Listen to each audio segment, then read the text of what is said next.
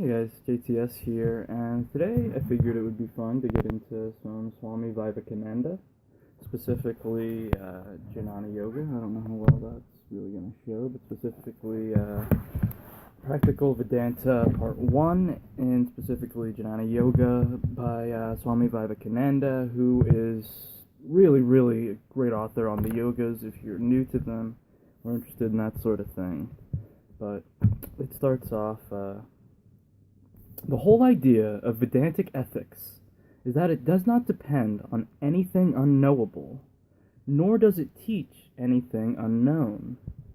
It is in and through the self that you are known to me, that the whole world is known to me. And therefore, to say that this self is unknown is sheer nonsense. Take away the self, and the whole universe vanishes. In and through the self, all knowledge comes. Without knowing it, we can neither live, nor move, nor have our being. Without knowing this Lord of all, we cannot breathe or live a second. The God of Vedanta is the most known of all, and it is not the outcome of imagination. It is the heart that is of most importance. Of course, different section, I hope. It is through the heart that the Lord is seen, and not through the intellect. The intellect is a street cleaner, cleansing the path for us, a secondary worker, a policeman. But the policeman is not a positive necessity for the workings of society.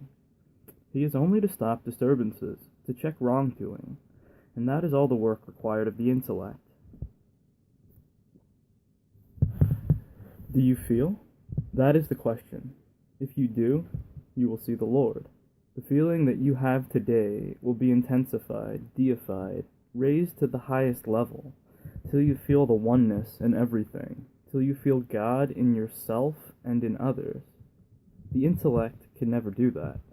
Different methods of speaking words, different methods of explaining the texts of books, these are for the enjoyment of the learned, not for the salvation of the soul. Those of you who have read Thomas A. Kempis know on every page he insists on this, and almost every holy man in the world has insisted on it. Intellect is necessary, for without it we fall into crude errors and make all sorts of mistakes. Intellect checks these, but beyond that, do not try to build anything upon it. It is an inactive, secondary help. The real help is feeling, love. Do you feel for others? If you do, you are growing in oneness. If you do not feel for others, you may be the greatest intellectual giant ever born, but you will be nothing. You are but dry intellect, and you will remain so.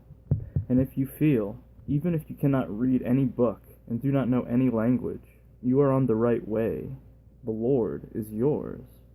Now, it's probably pretty clear that the Lord is pretty different from the way the Christian text uses it, at least the way people are usually familiar with it. It's pretty interesting. Vivekananda's take on religion as a whole is pretty damn refreshing, and I'd say something this age needs more than anything, really.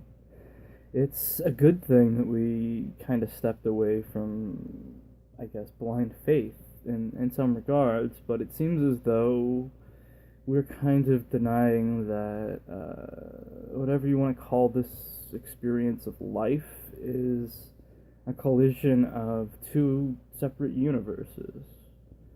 Well, not literally, of course, but to explain what I mean, there's essentially this objective universe of black and white, pure math and numbers, but that is not the individual experience. That is what the individual is experiencing through their specific lens, or however you want to put it.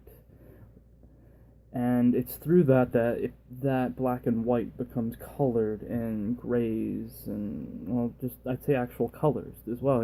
It's like kind of taking I don't even know how the best way of putting it, but it's basically just kind of like interpreting that. I guess that's a good way of putting it. And the problem is that it seems like as though we want to lean one way or the other, that it's all our interpretation of that objective landscape, or it's all just that landscape. But I think realistically, it's a combination of the two. Just like I think you need both, an objective mind and the capacity to, actually look at things that other minds of your time might think silly or below them, or, not fitting into anything that would be worth pursuing.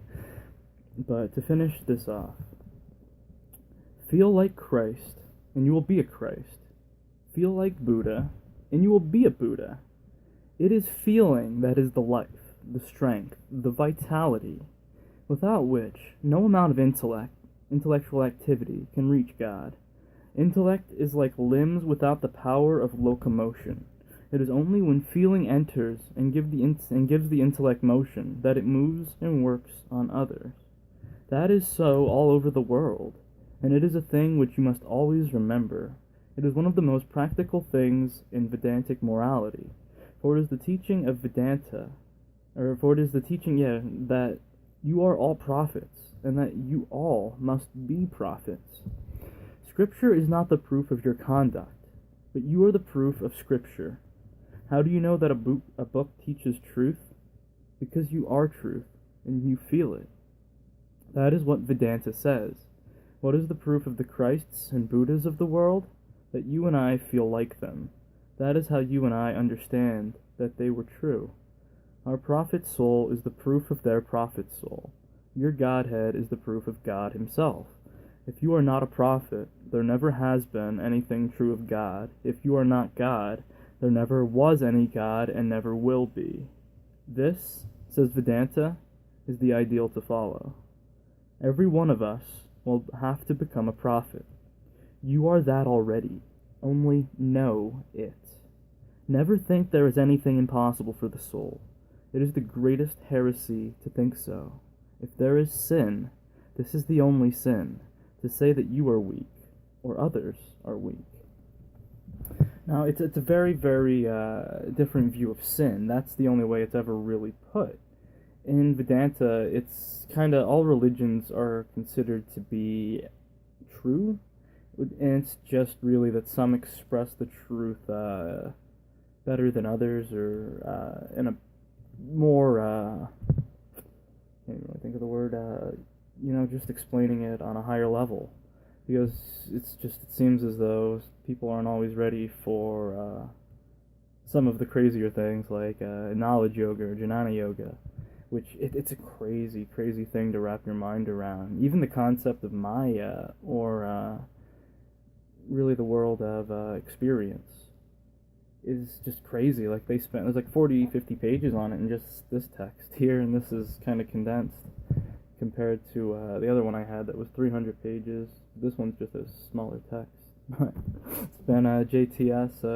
This is about all I could record right now, so I'll have to leave it there. But it's been Swami Vivekananda and Jnana Yoga. Good stuff, really good stuff. Just check out Raha Yoga of his. Bhakti Yoga is really good, and so is Karma Yoga, as well as this one, of course. And the Inspired Talks. Those are 5 things of his I'd say everybody should read if they get a minute or can get the opportunity